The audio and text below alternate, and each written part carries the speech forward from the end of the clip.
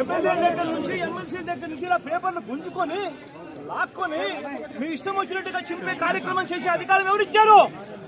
మధుసూదన్ రావు, గుర్తుపెట్టుకో. ఎల్లకాలం ఇలా మాదిరిగా ఉండదు. ప్రజాస్వామ్యంలో ఉన్నాం మనం. నీవి టోపీ మీద ఉన్న సింహాలకు అర్థం ఏమిటో తెలుసా? అధికారంలో ఉన్న వాళ్ళకు సెల్యూట్ కొట్టడం కాదు, ప్రజాస్వామ్యాన్ని కాపాడడం కోసం మీరున్నారు. గుర్తుపెట్టుకోండి.